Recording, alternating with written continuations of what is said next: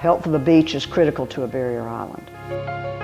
Well, the beach is a living ecosystem, not just for turtles and birds, but other wildlife as well.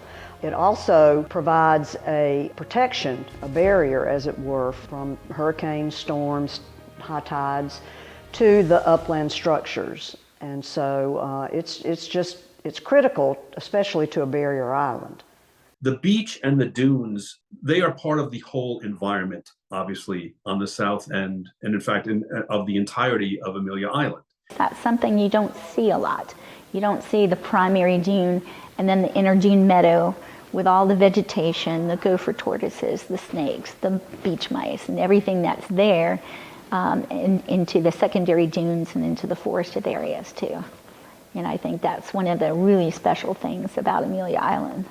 Erosion is a natural process that occurs when waves and tides wash away sand from the beach. This can be exacerbated by human activities such as development and sea level rise. The beaches are moving, and the ocean is the giver and taker of sand.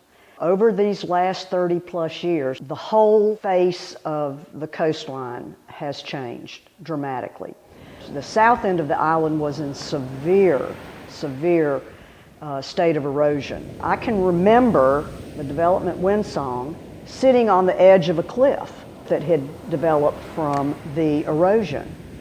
There was no nesting habitat for turtles. There was no nesting habitat for birds. Nothing was down there but water when it came up to the edge of the cliff.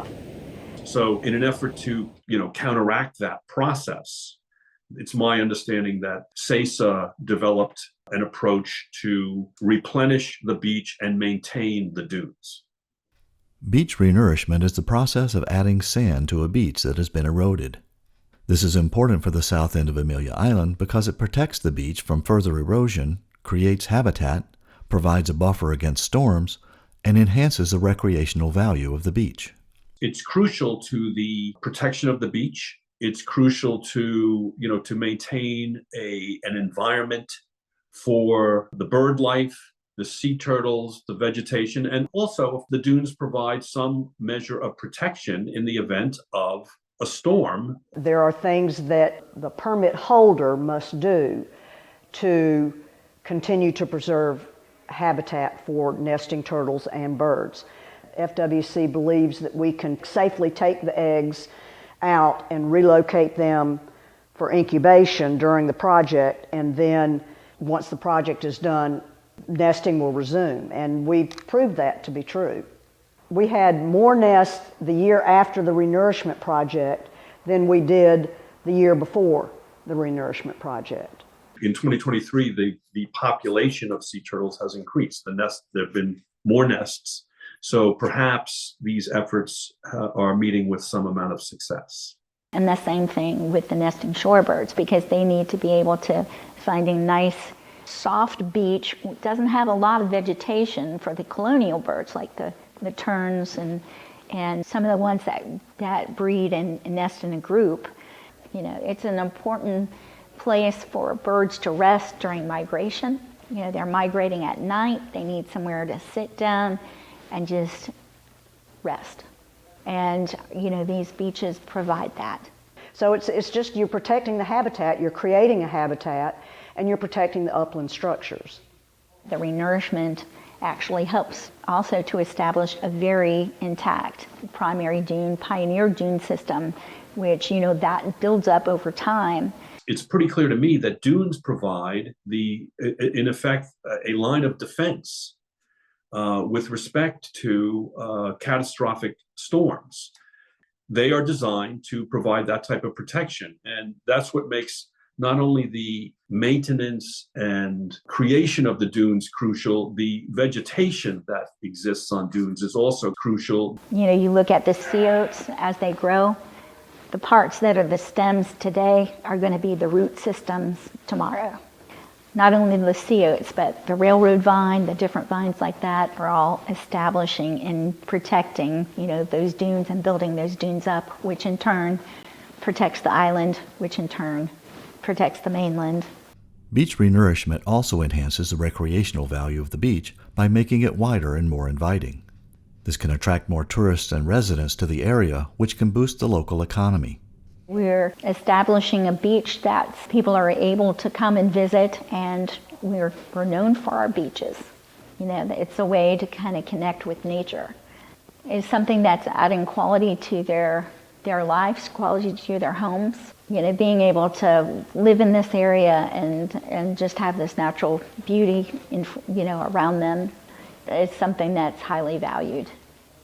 While beach renourishment is an important process that helps protect the south end of Amelia Island from erosion, storms, and economic loss, public awareness is also important in helping maintain our healthy beaches. It's a constant educational campaign.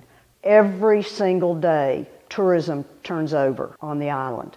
So it is a message that has to be front and foremost every single day, systemically, across every business, every home, every restaurant, every part of the island that entertains tourists.